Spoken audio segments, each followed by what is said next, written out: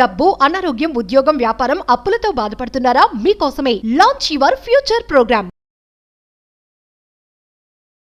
నమస్తే, welcome back to Suman TV. నేను మీ సంజయ్. ఈరోజు మనతో పాటు ఉన్నారు AMFI registered mutual fund distributor Srinivas Reddy garu. సార్తో మాట్లాడుకొని విషయాలు తెలుసుకుందాం. నమస్తే సార్. నమస్తే సంజయ్.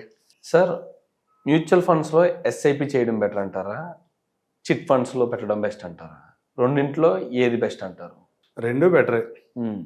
అదిగా చిట్ ఎందుకు కట్టుకుంటాం? చిట్ 10 years ఎంత ఉంటాయి?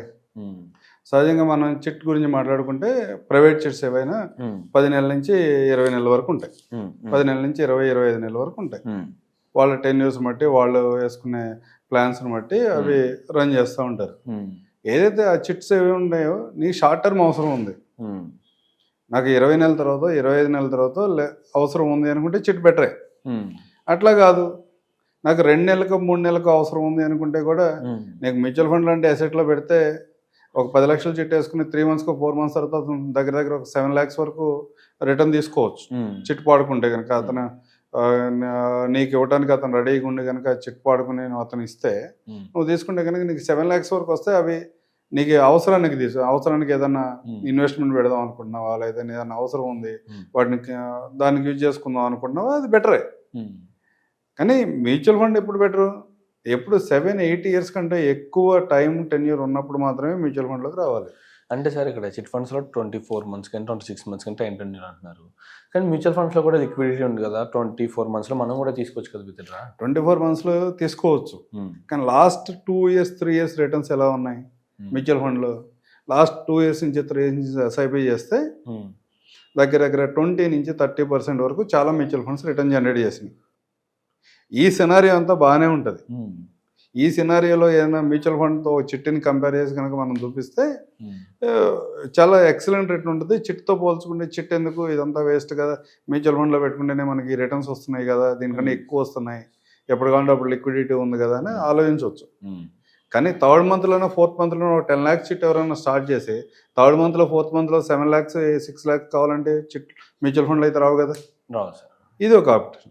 రెండోది ఏంటంటే, ఈ లాస్ట్ 3 years నుంచి మార్కెట్ బాగుంది, చివరిలో ఎత్తుకున్న వాళ్ళకి ఒక చిట్తో కంపేర్ చేసుకున్నప్పుడు ఎక్కువ రిటర్న్ జనరేట్ చేస్తుంది. కానీ మ్యూచువల్ ఫండ్స్ ఎప్పుడు కూడా ఇంతే రిటర్న్ ఇస్తాయి. నెక్స్ట్ 2 yearsలో కూడా మ్యూచువల్ ఫండ్స్ 20% రిటర్న్ ఇస్తే ఇయర్ ఆన్ ఇయర్ రిటర్న్ 20% 15% ఇస్తే నువ్వు గ్యారంటీ చెప్పగలవా? వస్తే రావచ్చేమో, కానీ గ్యారంటీ కాదు కదా. నీకు అవసరం కంపల్సరీ ఉంది, నాకు 20 monthsకో 25 monthsకో లేదా 16 monthsకో నీకు కావాలనుకున్నప్పుడు చిట్నే బెటరు. కాకపోతే దాంట్లో డిఫాల్ట్ రిస్క్ ఉండొచ్చు. నువ్వు ఎవరి దగ్గర చిట్ వేస్తున్నావో అతను స్టేటస్ ఏంటి, అతను రీపే ప్రాపర్గా చేయగలుగుతాడా, నీ గ్రూప్లో ఎంతమంది ఉన్నారు, వాళ్ళందరూ పర్ఫెక్ట్గా పే చేస్తేనే కదా నీకు అతను చిట్ ఇవ్వగలిగేది. అలాంటి ఏమైనా ఇబ్బందులు ఉన్నాయా లేవని చెక్ చేసుకుని చేసుకోవాలి. కానీ బేసిక్ అయితే షార్ట్ టర్మ్ అవసరాల కోసం చిట్ ఒక మంచిదని నేను చెప్తా. అంటే సార్, షార్ట్ టర్మ్ అవసరాల కోసం అయితే చిట్ ఫండ్ ఉంది సార్. సంథింగ్ లోన్స్ అని ఇవన్నీ రకరకాలు ఉన్నాయి కదా, అలాంటివి పెట్టుకుని సంథింగ్ మ్యూచువల్ ఫండ్స్లో ఇన్వెస్ట్ చేసుకోవచ్చు కదా. చిట్కి ఎవరు వెళ్తారు ఎక్కువ? చాలా మంది అన్ఆర్గనైజ్డ్ సెక్టర్లో ఉన్న వాళ్ళు వెళ్తారు. వాళ్ళ బ్యాంక్ లోన్స్ రావడానికి కొంచెం ఇబ్బందిగా ఉంటుంది, సిబిల్ అంత పర్ఫెక్ట్గా ఉండకపోవచ్చు. అలాంటి వాళ్ళే ఎక్కువ మంది చిట్స్కి వెళ్తారు. రెండోది, మ్యూచువల్ ఫండ్లో ఆర్గనైజ్డ్ చిట్స్ ఉన్నాయి, అది 40 months 50 months 60 months చెప్తారు. అలాంటి వాటిలో ఎవరైతే ఇన్వెస్ట్ చేద్దాం అనుకుంటారో వాళ్ళు లాస్ట్ వరకు నేను చిట్టి తీసుకుందాం అనుకునే వాళ్ళకి చిట్స్లో పెద్దగా రిటర్న్స్ రావు. 50 months తర్వాత నేను లాస్ట్లోనే చిట్టి తీసుకుంటాను, మధ్యలో చిట్టి తీసుకోను, లేదా ఇక నాకు ఏ అవసరం లేదు కాబట్టి ఈ మనీని నేను చిట్లో ఇన్వెస్ట్ చేస్తున్నాను, చివరిలో విత్డ్రా చేసుకుంటాను వాళ్ళకి చిట్లో పెద్ద రిటర్న్స్ ఏం రావు. వాళ్ళ రిటర్న్స్ అన్నీ కూడా 5% నుంచి 9% మధ్యలోనే ఉంటాయి.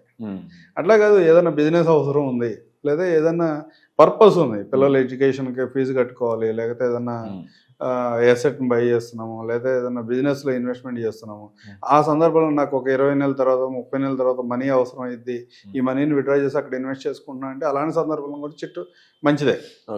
కానీ ఎవరికి చిట్ వద్దు అంటే, ఈ చిట్లో ఇన్వెస్ట్మెంట్ నాకు ఇనీషియల్గా నెక్స్ట్ 5 yearsలో 50 monthsలో కూడా లేదా 60 monthsలోనూ కూడా నాకేం అవసరం లేదు, వీటిని తీసుకెళ్ళి ఎక్కడో ఇన్వెస్ట్ చేస్తా, మళ్ళీ ఇంకో చిట్ స్టార్ట్ చేస్తా అనుకునే వాళ్ళకి చిట్ అవసరం లేదు. ఎవరైతే మ్యూచువల్ ఫండ్ లాంటి ఎసెట్ క్లాస్లో ఇన్వెస్ట్ చేస్తే కనుక వాళ్ళకి అలాంటి వాళ్ళు కనుక చిట్స్ కన్నా కూడా కొంచెం ఎక్కువ ప్రాఫిట్ రావడానికి ఆస్కారం ఉంది. జనరల్గా నేను రీసెంట్గా ఒక 30 years కంప్లీట్ అయిపోయిన ఒక ఫండ్ని, అంటే 1995లో స్టార్ట్ అయింది, ఇప్పుడు 30 years కంప్లీట్ అయింది. ఓకే. త్రూ ఎస్ఐపి ఒక చిట్ని తీసుకున్నాం. ఒక 50 months చిట్ కనుక చిట్కి ఎంత పేమెంట్ చేస్తున్నారు, మెచ్యూరిటీగా చివరిలో ఎంత వస్తుందని క్యాలిక్యులేట్ చేసుకుంటే వాళ్ళ దగ్గర వాళ్ళ స్ట్రాటజీ ప్రకారం ఒక 20 lakhs చిట్కి 40,000 నుంచి స్టార్ట్ అవుతుంది వాళ్ళ అమౌంట్స్.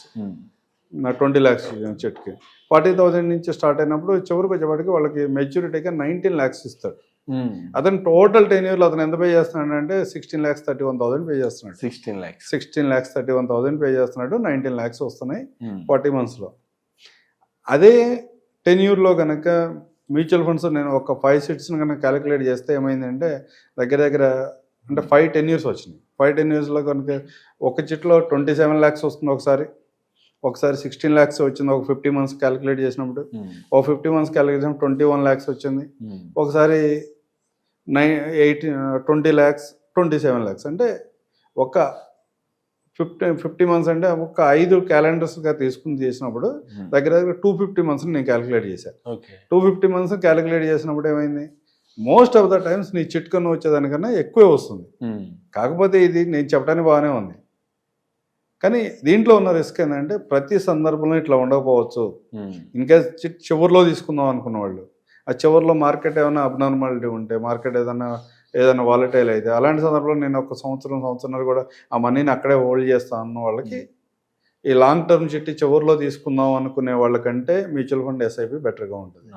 దాంతోపాటు బేసిక్ ఒక 50 months ఒక 5 సార్లుగా క్యాలిక్యులేట్ చేస్తే 5 calendarsగా క్యాలిక్యులేట్ చేసి 5 చిట్లు కంటిన్యూ చేశాడు అనుకుంటే అతనికి టోటల్గా అతను ఇన్వెస్ట్ చేసేది 82 lakhs వరకు ఇన్వెస్ట్ చేస్తుంటే అతనికి వస్తుంది 95 lakhs.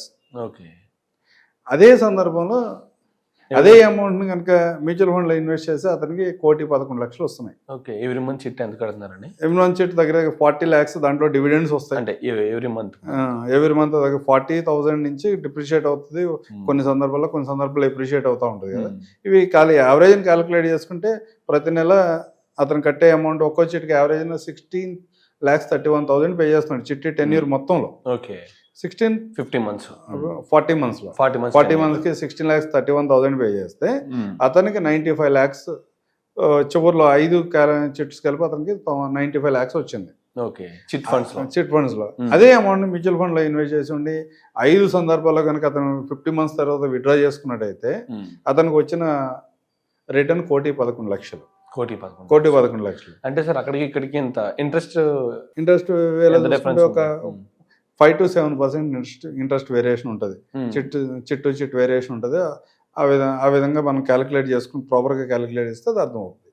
దాంతో ఇదే కాకుండా చిట్ ఏం జరుగుతుంది, ఒక 50 months వచ్చిన తర్వాత విత్డ్రా చేసుకుంటున్నాం, 40 months వచ్చినాక విత్డ్రా చేసుకుంటున్నాం, తర్వాత 50 months ఇంకో 50 months వచ్చినాక మళ్ళీ విత్డ్రా చేసుకుంటున్నాం. ఈ విత్డ్రా చేయకుండా కనుక ఆ మనీని సేమ్ మనీని అక్కడే హోల్డ్ చేసి ఉంటే అంటే 250 months వరకు సేమ్ అమౌంట్ని చిట్లో అమౌంట్ ఎంత అయితే ఇన్వెస్ట్ చేసామో అంత అమౌంట్ని ఇన్వెస్ట్ చేసుకుంటే చివరిలో తీసుకున్నట్టయితే అతనికి 6.3 crores వచ్చింది. 6.3 crores మొత్తం టోటల్ అమౌంట్ ఎంత అవుతుంది sir investment? Total amount 81 lakhs. 81 lakhs 55,000 invest చేస్తే మేము తీసుకున్న క్యాలిక్యులేషన్ ప్రకారం అతనికి చివరి 250 months కంప్లీట్ అయిన తర్వాత అతని వాల్యూ చూస్తే 6,30,00,000 ఉంది. ఓకే సార్, ఇదంతా ఇప్పుడు ఏ ఫండ్ రెఫరెన్స్ తీసుకుని చెప్తున్నారు? 30 years ఫండ్ అన్నారు కదా, ఆ ఫండ్ నేమ్ ఏంటి? ఫండ్ నేమ్ చెప్పే ముందు దీంట్లో ఇంకొక డిస్క్లైమర్ కూడా ఉంటుంది. బేసిక్గా ఇవన్నీ ఒక పాస్ట్ పెర్ఫార్మెన్స్ మాత్రమే. ఫ్యూచర్లో కూడా ఇదే టైప్ రిటర్న్స్ మ్యూచువల్ ఫండ్లో ఇస్తాయని ఎవరికి గ్యారంటీ ఏమి ఉండదు.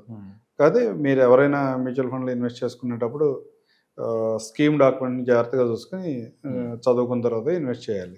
నేను తీసుకున్న ఫండ్ రెఫరెన్స్గా తీసుకున్న ఫండ్ వచ్చి HDFC ఫ్లెక్సీ క్యాప్ ఫండ్. ఇండస్ట్రీలో 30 years కంప్లీట్ అయిన ఫండ్, చాలా ఓల్డ్ ఫండ్. దాంట్లో ఎవ్రీ 50 monthsకి ఒక చిట్ని కంపేర్ చేసుకుని చేసినప్పుడు ఈ విధమైన డిఫరెన్స్ వస్తుంది.